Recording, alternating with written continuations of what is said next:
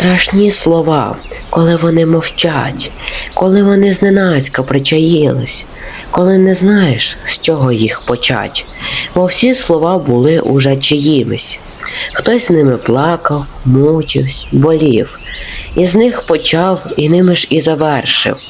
Людей мільярди і мільярди слів, а ти їх маєш вимовляти вперше. Все повторялось, і краса, і потворність. Усе було, асфальти і спориші.